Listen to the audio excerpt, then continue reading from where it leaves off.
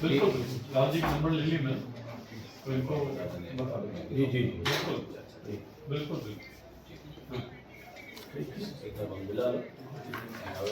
हाँ जी जी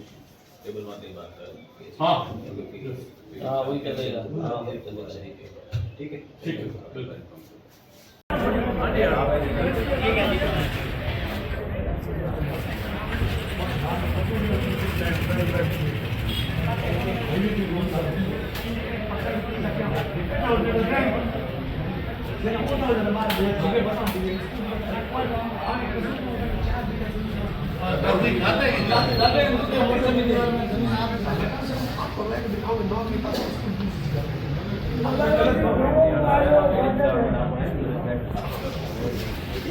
प्रोजेक्ट है तो उनको कम से कम बॉर्डर लाइन के स्कूल, अभी आबादी भी वहाँ बैठी है तो उनको विस्थापित नहीं करें।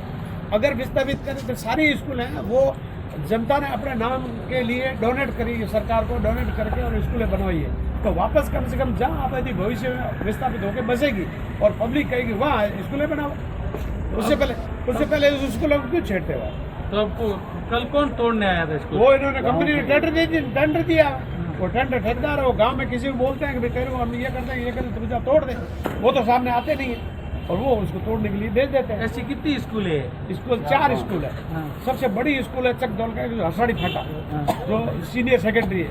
उसके बाद है मल्लानी डूडिया की ढाणी, मंदल की ढाणी, बेनीवाला की ढाणी और चकदौल का कुंभारे की ढाणी। ये स्कूल है सारी है वो बॉर्डर लाइन पे एक गाँव में। उनको कम से कम आप उसके किनारे के जो जगह है, जो पब्लिक मांग थी उनकी सुविधा के अनुसार उन्होंने बढ़वाई थी, उस हिसाब से वापस शिफ्ट करें। ये अपनी मन मर्जी से टेंडर कर देते हैं और तोड़ने के लिए भेज देते हैं। चारों स्कूलों में कितने बच्चे प्रभावित हो गए? वे कम से कम 1000 बच्चे प्रभावित हो गए।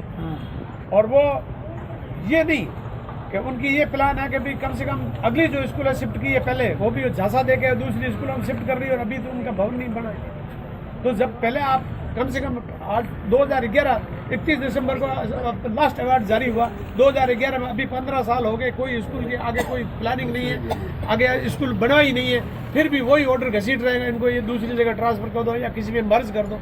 ये कौन सा तरीका, पब्लिक के साथ कौन सा न्याय? प्रशासन की आंखें अभी तक बंद है खुली है? प्रशासन देखो यूँ है, कंपनी के आगे ऐसा माहौल चल रहा है, हर कंपनी के आगे प्रशासन और सरकार मौन है। अब इसका कारण क्या पता नहीं, उसके आगे बिल्कुल मौन है। हालांकि इसमें दुर्भाग्य हमारा ये रहा कि पिछली सरकार में जो प्रतिनिधि रहा, जनप्रतिनिधि रहा, उन्होंने हमारी कभी सूत नहीं ली। भाई आपने विकास के लिए जमीन तो दी, लेकिन जमीन दी तो आपका क्या हाल है, आप क्या कर रहे हो, आपकी क्या रोजगार की मांग है, आपकी शिक्षा की मांग है, आपके सड़क की मांग है, कोई सूत लेने वाला नहीं, चाहे बीजेपी हो चाहे कांग्रेस हो। यही तरीका है, ये भी 3 साल हो गए और पिछली सरकारों में जो प्रतिनिधि रहे उनका हाथ जा। आज किससे मिले आप? आज हम एडीएम साहब से मिले और अगले टाइम में ये प्रभारी मंत्री जी आएंगे बाद में उस टाइम मिलेंगे। एडीएम साहब ने क्या आश्वासन? एडीएम साहब आश्वासन दिया कि कंपनी को मैं बुला के आपको बुला के मीटिंग करवा के और जो भी सोल्यूशन पब्लिक के हित में होगा वो करूँगा। क्या नाम है आपका? जालू राम बेनीवाल। ठीक है, धन्यवाद।